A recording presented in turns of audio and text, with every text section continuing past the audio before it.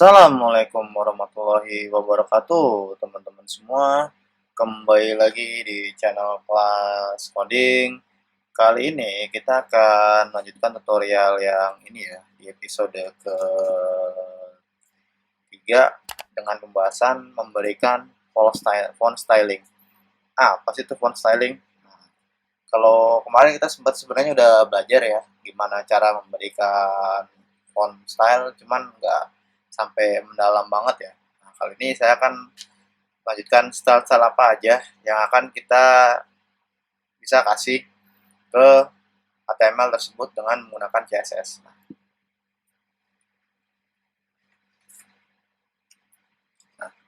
apa saja yang bisa dilakukan dalam font styling? Nah, di sini ada 6 ya. Pertama, ada yang namanya font family, yaitu mengatur jenis font yang digunakan. Nah, sebenarnya kita udah belajar juga ya kemarin ya font family ini. Terus ada font size, yaitu mengatur ukuran font. Nah, ketiga ada yang namanya font style, yaitu mengatur font agar cetak miring. Nah, nanti kita akan praktekkan bareng-bareng ya. Dan keempat ada yang namanya font weight, untuk mengatur ketebalan font. Kelima ada yang namanya font varian.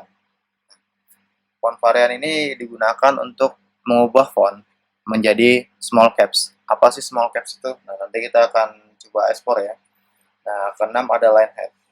Nah, line head ini untuk mengatur spasi antar baris. Nah, mungkin kalau teman-teman yang udah terbiasa pakai Word, nah kita bisa ngatur spasinya di situ dari 1,5. Nah, di HTML juga bisa ya diatur seperti itu. Oke, kita masuk ke yang namanya font family. Nah, di sini kalau untuk menuliskan font family ada seperti ini ya. Nah, kita bisa pakai yang namanya font family seperti ini. Nah, dia bisa pakai Verdana, bisa Arial, bisa Serif. Nah, ini adalah font family yang ini. Nah, ini adalah font family. Nah, kalau yang ini, yang saya ini, yang sini, dan ini. Nah, ini adalah generic family. Nah, generic family itu apa? Generic family itu adalah font familiar yang ada di website kita gitu. Nah, itu ada yang namanya serif dan sans serif yang ini. Nah, bentuknya gimana? Nah, bentuknya seperti ini ya. Kalau serif itu dia memiliki yang namanya tangkai ya, atau punya kayak loh kuncing di sini. Nah, kalau yang serif enggak ya. Nah, seperti itu. Oke, kita praktekkan aja ya. Pertama, teman-teman buka Visual Studio Code-nya terlebih dahulu. Nah, teman-teman bikin file baru ya di sini ya. Saya udah bikin file, terus saya di sini saya ganti dia namanya jadi belajar font styling ya. Font styling. Nah, di episode ketiga. Nah, di sini saya udah beri dia H1 dan saya juga udah beri dia paragraf. Oke.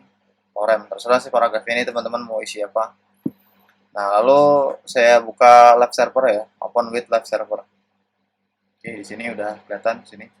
Nanti saya perkecil aja di sini ya. Oke, ini saya juga perkecil aja dikit biar ada ini. Oke, seperti ini. Oke. Nah, di sini seperti tadi udah ada di sini. Kita akan coba styling di H1-nya ya, bukan di bodinya, di H1-nya di sini. H1-nya saya akan styling di sini. Di sini teman-teman bikin file CSS-nya boleh secara inline, terus secara eksternal atau di dalam sininya ya. Tapi saya di sini pakai yang eksternal dengan nama style.css. Nah, teman-teman panggil dulu di sini. Setelah title ini seperti ini. Oke. Lalu di sini teman-teman kasih yang namanya font family ya. Nah, pertama di sini saya akan coba kasih dia Arial. Coba kita save. sudah berubah ya. Selamat datang di kelas codingnya akan berubah jadi Arial. Nah, di sini ada yang namanya Verdana nih. Kita coba ya. Di sini koma Verdana. Teman-teman save aja di sininya. Oke, nggak berubah ya. Karena dia akan mengeksekusi yang Arialnya terlebih dahulu ya. Baru ngecek yang Verdananya. Apakah Arial ada di webnya? Kalau Arial ada, nah dia akan menggunakan yang font Arial. Coba kita ubah Arialnya setelah Verdana ya. Ini saya cut aja nih di sini. Oke, kita save. Nah, dia akan menggunakan font yang namanya Verdana ya, karena pertama yang dicek yang di sini yang Verdananya ini. Nah, lalu kenapa kita pakai sans serif sorry kita pakai serif di sini? Nah, di sini adalah opsional ya. Kalau dua font ini nggak ada, dia akan langsung mengeksekusi yang serif ini. Nah, coba ya. Di sini saya coba akan ganti serif jadi serif di sini. Serif di sini, oke. Nah, ini saya akan komentar aja ya. Sorry nggak bisa, saya harus fokus dulu di sini. Ctrl F. Nah, dia akan berubah jadi seperti awal tadi. Nah, ini namanya font serif. Jadi kenapa di sini tadi ada Verdana, Arial, baru serif? Jadi kita ngecek dulu apakah font Verdana ini ada di web kita. Kalau ada, dia akan menggunakan yang font Verdana ini. Nah, lalu kalau nggak ada, dia akan ngecek yang Arial ini. Dan kalau nggak ada juga, dia akan gunain yang serif ini. Tapi rata-rata dia gunain hanya satu font aja ya, rata-rata ya. Tapi nanti juga saya akan kasih tahu cara gunain namanya Google Font ya. Nah, kedua di sini ada yang namanya paragraf ya. Kita coba si font family-nya juga di paragraf sini. Nah, yang di sini saya akan coba kasih sesuai yang di sini ya. Kita kasih yang namanya Times New Roman. Oke. Times New Roman. Nah, di sini ada Times juga. Nah, ini ada yang serif ya. Nah, di sini saya akan coba ganti jadi sans serif. Sans serif, oke. Paragrafnya udah berubah ya jadi Times New Roman di sini. Mungkin nggak kelihatan, jangan Times New Roman. Mungkin saya akan coba ganti jangan jadi Times New Roman. Kalau Times New Roman dia nggak kelihatan deh. Nah, Cambria mungkin. Nah, di sini saya coba akan ganti Cambria. Nah, di sini saya akan ganti Cambria. Nah, di sini kita save, kita refresh lagi. Oh, dia nggak berubah karena tetap menggunakan yang namanya cam ini ya. Saya coba ganti yang jadi di sini ada yang apa aja di sini. Font family. Nah, di sini coba kasih impact ya. Biar ada perbedaannya, coba kita press. Nah, sudah berubah ya. Jadi ngulain font impact ini. Nah, font impact ini adalah salah satu font yang gunain yang namanya ini ya. Apa namanya ini? Dia serif ya. Nah, coba kita pakai yang sans serif di sini. Nah, dia akan ada yang semacam kayak ini ya. Kayak semacam apa runcing di sini ya. Ini adalah sans serif. Nah, jadi itu kegunaan yang namanya ya font family ya. Oke. Saya hapus saja yang di sini. Oke. Sekarang kita akan lanjutkan membahas tentang yang namanya font size. Nah, font size di sini ada berbagai macam ya. Kita bisa gunain yang namanya px, kita bisa gunain yang namanya em, kita bisa gunain yang namanya persen, dan kita bisa gunain yang namanya vw. Nah, bang, saya lebih sering lihatnya gunain px di berbagai macam coding atau website. Oh, nggak masalah gitu. Tapi di sini saya akan coba jelasin satu persatu ya. PX itu PX, M persen dan VW. Nah, kalau yang PX kita biasa bikin di sini, misalnya saya buka lagi di sini. Saya bikin di sini namanya font size. Nah, kalau A1 ini kan defaultnya seperti ini ya. Nah, saya akan coba ubah jadi misalnya 1000 px. Ctrl Z. Oh, dia nggak kelihatan, dia gede banget nih.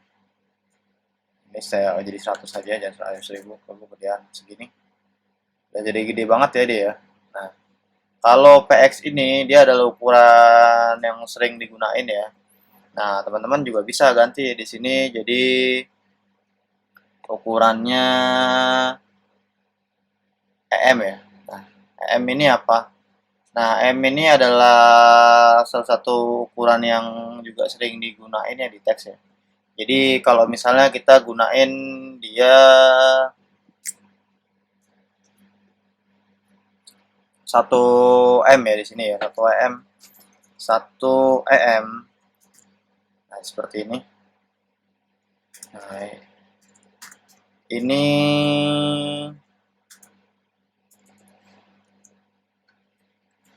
Nah, di sini saya kasih komentar aja di sini.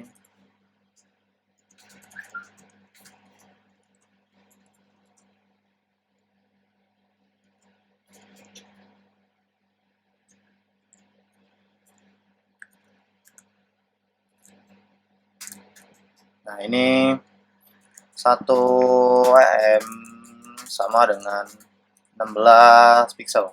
Nah, jadi ukurannya seperti ini ya. Kita coba save aja. Nah, akan jadi 16 ya. Nah, jadi 1 M ini adalah sama dengan 16 pixel.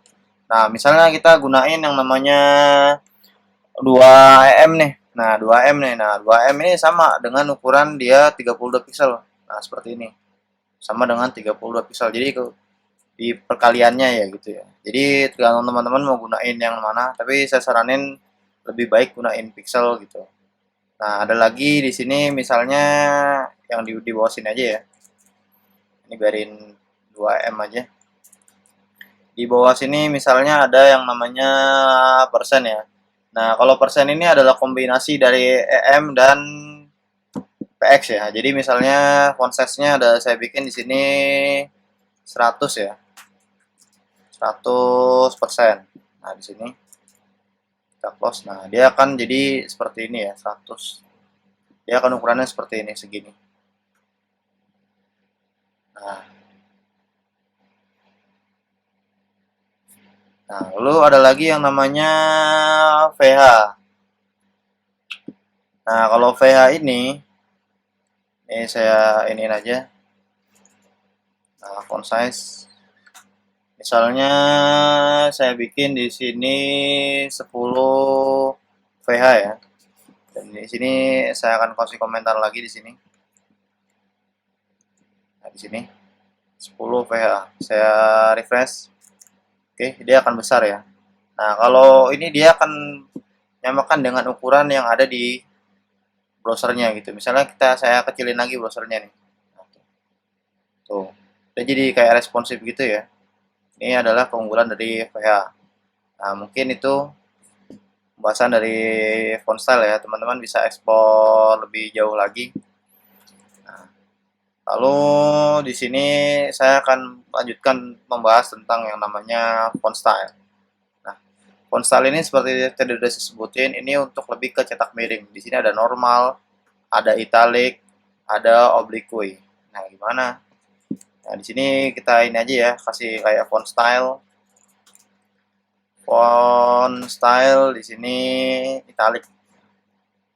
Saya coba buka lagi ininya. Oke, nah seperti ini.